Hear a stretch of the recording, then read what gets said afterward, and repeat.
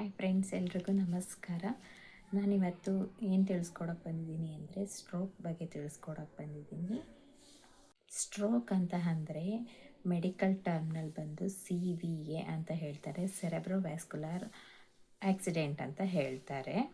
ಬಂದು ಮೇನ್ ಏನಪ್ಪ ಅಂತ ಅಂದರೆ ಮೆದುಳಿಗೆ ರಕ್ತ ಸರಿಯಾಗಿ ಸಂಚಲನ ಆಗದೇ ಇರೋದು ಅಥವಾ ಮೆದುಳಿನ ರಕ್ತನಾಳಗಳು ಒಡೆದು ರಕ್ತಸ್ರಾವವಾಗುವ ಸ್ಥಿತಿ ಸಾಮಾನ್ಯವಾಗಿ ಸ್ಟ್ರೋಕ್ ಅಂತ ಎಂದು ಕರೀತಾರೆ. ಸಾಮಾನ್ಯವಾಗಿ ಮೆದುಳಿಗೆ ಆಕ್ಸಿಜನ್ ಸಪ್ಲೈ ಡಿಲೇ ಆಗುವಂಥದ್ದು ಇಲ್ಲ ಆಕ್ಸಿಜನ್ ಸಪ್ಲೈ ಆಗದೇ ಇರೋ ಅಂತಕ್ಕಂಥದ್ದು ಮೇನ್ ರೀಸನ್. ಇದರಲ್ಲಿ ಬಂದು ಸ್ಟ್ರೋಕ್ ಉಂಟಾಗುವಂಥ ಮುಖ್ಯ ಕಾರಣಗಳು ಬಂದು ಏನೇನಂತ ಅಂದರೆ ರಕ್ತದ ಒತ್ತಡ, ಹೈ BP ಆಗಿರಬಹುದು, ಮಧುಮೇಹ, ಡಯಾಬಿಟಿಸ್ ಆಗಿರ್ಬೋದು, ಹೃದಯ ಸಂಬಂಧಿಸಿದಂಥ ಕಾಯಿಲೆಗಳಾಗಿರಬಹುದು, ರಕ್ತದಲ್ಲಿ ಕೊಲೆಸ್ಟ್ರಾಲ್ ಆಗಿರ್ಬೋದು, ಮತ್ತು ಧೂಮಪಾನ, ಈ ಮದ್ಯಪಾನಗಳಾಗಿರ್ಬೋದು, ಅಥವಾ ಅತಿಯಾದ ಟೆನ್ಷನ್ ಆಗಿರ್ಬೋದು, ಒತ್ತಡಗಳಾಗಿರ್ಬೋದು, ಆಮೇಲೆ ಜೀವನ ಶೈಲಿ ಆಗಿರಬಹುದು, ಮತ್ತು ಏನಪ್ಪ ಅಂತ ಅಂದರೆ main genetic problem, hereditary disorder ಆಗಿರಬಹುದು. ಇದೆಲ್ಲ ಮೇಜರ್ ಪ್ರಾಬ್ಲಮ್ಸ್ ಆಗಿರುತ್ತೆ. ಇದರಲ್ಲಿ ಬಂದು 2 ಟೈಪ್ಸ್ ಆಫ್ ಸ್ಟ್ರೋಕ್ ಅಂತ ಇದ್ದಾವೆ. ಇದರಲ್ಲಿ ಬಂದು ಇಸ್ಚೆಮಿಕ್ ಸ್ಟ್ರೋಕ್ ಅಂತ ಹೇಳ್ತಾರೆ, ಇನ್ನೊಂದು ಬಂದು ಹೆಮರೇಜಿಕ್ ಸ್ಟ್ರೋಕ್ ಅಂತ ಹೇಳ್ತಾರೆ. ಇಸ್ಚೆಮಿಕ್ ಸ್ಟ್ರೋಕ್ ಅಂತ ಅಂದರೆ ಬ್ಲಡ್ಡು ಬ್ರೈನಲ್ಲೇ ಬ್ಲಾಕ್ ಆಗೋದು. ಹೆಮರೇಜಿಕ್ ಸ್ಟ್ರೋಕ್ ಅಂತ ಅಂದರೆ ಬ್ರೈನಲ್ಲಿ ಫ್ಲೋ ಆಗೋದು, ಅಂದರೆ ಅಲ್ಲಿರೋ ರಕ್ತನಾಳಗಳೆಲ್ಲ ಹೊಡೆದು ಅದು ಫ್ಲೋ ಆಗುವಂಥದ್ದು.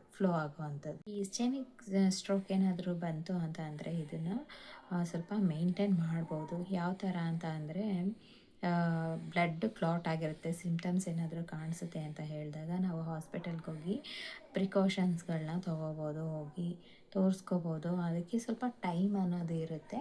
ಸೊ ಹಾಗಾಗಿ ಅದನ್ನು ಮೇಂಟೈನ್ ಮಾಡ್ಬೋದು. ಈ ಹೆಮರೇಜಿಕ್ ಸ್ಟ್ರೋಕ್ ಬಂದು ಅದನ್ನು ಬ್ಲಡ್ ಫ್ಲೋ, ಅಲ್ಲಿರೋ ರಕ್ತನಾಳಗಳೆಲ್ಲ ಡ್ಯಾಮೇಜ್ ಆಗಿರುತ್ತೆ. ಸೊ ಹಾಗಾಗಿ ಫ್ಲೋಯೆನ್ಸ್ ಜಾಸ್ತಿ ಇರುತ್ತೆ ಅಲ್ವಾ.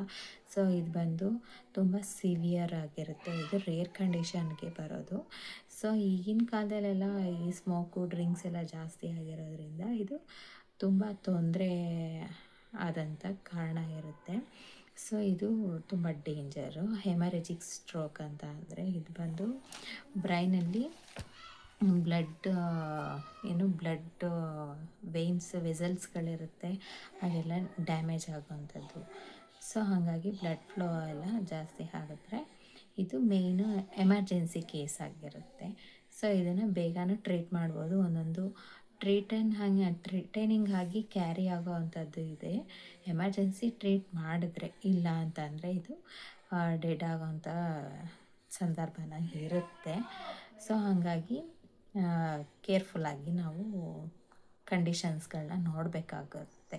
ಈ ಇಸ್ಚೆಮಿಕ್ ಸ್ಟ್ರೋಕ್ ಏನಾದರೂ ಬಂತು ಅಂತ ಅಂದರೆ ಇದನ್ನು ಸ್ವಲ್ಪ ಮೇಂಟೈನ್ ಮಾಡ್ಬೋದು. ಯಾವ ಥರ ಅಂತ ಅಂದರೆ ಬ್ಲಡ್ ಕ್ಲಾಟ್ ಆಗಿರುತ್ತೆ, ಸಿಮ್ಟಮ್ಸ್ ಏನಾದರೂ ಕಾಣಿಸುತ್ತೆ ಅಂತ ಹೇಳಿದಾಗ ನಾವು ಹಾಸ್ಪಿಟಲ್ಗೆ ಹೋಗಿ ಪ್ರಿಕಾಷನ್ಸ್ಗಳನ್ನ ಹೋಗಿ ತೋರಿಸ್ಕೋಬೋದು. ಅದಕ್ಕೆ ಸ್ವಲ್ಪ ಟೈಮ್ ಅನ್ನೋದು ಇರುತ್ತೆ.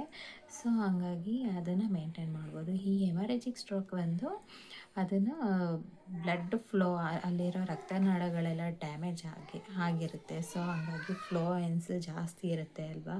ಸೊ ಇದು ಬಂದು ತುಂಬ ಸಿವಿಯರ್ ಆಗಿರುತ್ತೆ. ಇದು ರೇರ್ ಕಂಡೀಷನ್ಗೆ ಬರೋದು.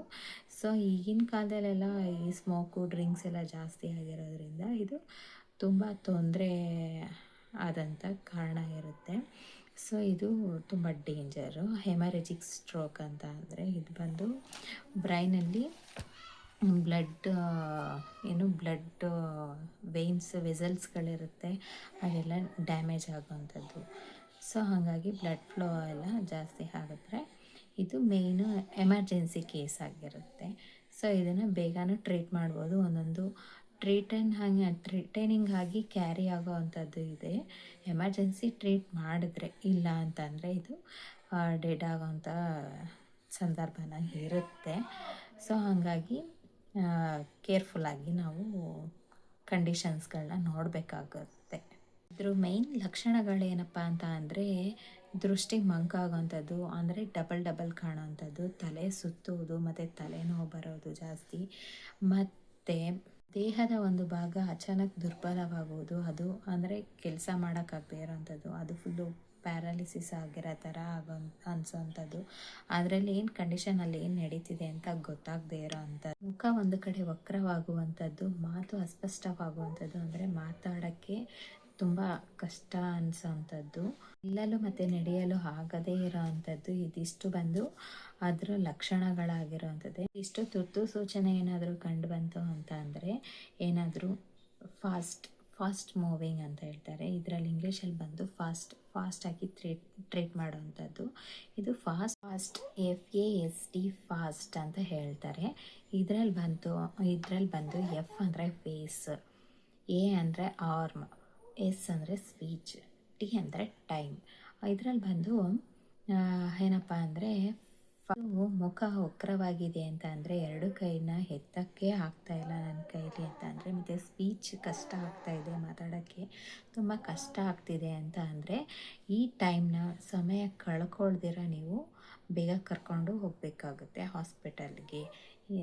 ಈ ಸ್ಟ್ರೋಕ್ ನಂತರ ಕಾಣಿಸಿಕೊಳ್ಳುವ ಸಮಸ್ಯೆಗಳೇನಂತ ಅಂದರೆ ಮೇಯ್ನಾಗಿ ಬಂದು ವಿಕಲತೆ ಆಗಿರ್ಬೋದು, ಸ್ಟ್ರೋಕ್ ಪ್ಯಾರಾಲಿಸಿಸ್ ಆಗಿರ್ಬೋದು, ಮಾತು ಮತ್ತು ನೆನಪಿನ ಶಕ್ತಿ ಕುಗ್ಗೋಗುವಂಥದ್ದು, ಮತ್ತು ನುಂಗಲು ಕಷ್ಟ ಆಗುವಂಥದ್ದು, ಆಮೇಲೆ ಒಬ್ಬೊಬ್ಬರು ಡಿಪ್ರೆಷನ್ಗೆ ಹೋಗುವಂಥದ್ದು, ದಿನನಿತ್ಯ ಕೆಲಸಗಳಲ್ಲಿ ಅವ್ರ ಕೈಲಿ ಆಗದೇ ಇರೋವಂಥದ್ದು, ಇನ್ನೊಬ್ಬರ ಮೇಲೆ ಡಿಪೆಂಡ್ ಆಗುವಂಥದ್ದು ಚಾನ್ಸಸ್ ಕೂಡ ಇರುತ್ತೆ ಅವರಲ್ಲಿ. ಸ್ಟ್ರೋಕ್ನ ಚಿಕಿತ್ಸೆ ಬಂದು ತಕ್ಷಣ ಹಾಸ್ಪಿಟಲ್ಗೆ ಕರ್ಕೊಂಡೋಗ್ಬೇಕಾಗುತ್ತೆ. ಮತ್ತು ಔಷಧಿ ಚಿಕಿತ್ಸೆ ಆಗಿರಬಹುದು ಹಾಸ್ಪಿಟಲಲ್ಲಿ ಸಿಕ್ಕುವಂಥದ್ದು, ಮತ್ತು ರಕ್ತದ ಒತ್ತಡ ಮತ್ತು ರಕ್ತದ ನಿಯಂತ್ರಣ, ಸಕ್ಕರೆ ನಿಯಂತ್ರಣ ಆಗಿರ್ಬೋದು, ಅಂದರೆ ಡಯಾಬಿಟಿಕ್ ನಿಯಂತ್ರಣ ಆಗಿರಬಹುದು, ಅದೆಲ್ಲನೂ ಸ್ವಲ್ಪ ಮೇಂಟೈನ್ ಮಾಡಬಹುದು. ಮತ್ತು ಫಿಸಿಯೋಥೆರಪಿ, ಸ್ಪೀಚ್ ಥೆರಪಿ ಮತ್ತು ರಿಹ್ಯಾಬಿಲಿಟೇಷನ್ನು ಇದೆಲ್ಲನೂ ಕೂಡ ಅವ್ರಿಗೆ ಚಿಕಿತ್ಸೆಯಾಗಿ ಕೊಡಬಹುದು. ಸ್ಟ್ರೋಕ್ ತಡೆಯುವಂತಹ ಮಾರ್ಗಗಳಾಗಿರಬಹುದು ಏನಪ್ಪ ಅಂತ ಅಂದರೆ ರಕ್ತದೊತ್ತಡ ಮತ್ತು BP ಮೇಂಟೈನ್ ಮಾಡ್ಕೊಳ್ಳೋವಂಥದ್ದು, ಆರೋಗ್ಯಕರವಂಥ ಊಟ ಆಗಿರ್ಬೋದು, ನಿದ್ರೆ ಆಗಿರ್ಬೋದು, ವ್ಯಾಯಾಮ, ಯೋಗ, ಒತ್ತಡ ಕಮ್ಮಿ ಮಾಡ್ಕೊಳ್ಳೋವಂಥದ್ದು, ಮತ್ತು ನಿಯಮಿತ ಆರೋಗ್ಯ ತಪಾಸಣೆ ಅಂತ ಅಂದರೆ ಹೆಲ್ತ್ ಚೆಕಪ್ಗಳನ್ನ ಮಾಡಿಸ್ಕೊಳ್ಳೋವಂಥದ್ದು, ಬ್ಲಡ್ ಟೆಸ್ಟ್ ಆಗಿರ್ಬೋದು, ಏನೇ ಟೆಸ್ಟ್ ಆಗಿರ್ಬೋದು, ಇಯರ್ಲಿ ಒನ್ಸ್ ಯಾವುದಾದ್ರೂ ಎಲ್ಲ ಟೆಸ್ಟ್ಗಳನ್ನ ಮಾಡಿಸ್ಕೊಳ್ಳೋವಂಥದ್ದು ಬೆಸ್ಟ್ ಆಗಿರುತ್ತೆ. ಒಂದು ಗಂಭೀರ ಆದರೆ ತಕ್ಷಣ ಚಿಕಿತ್ಸೆಯಿಂದ ಜೀವನ ಮತ್ತು ಜೀವನ ಮಟ್ಟವನ್ನು ಉಳಿಸಬಹುದಾದಂಥ ಕಾಯಿಲೆಯಾಗಿದೆ.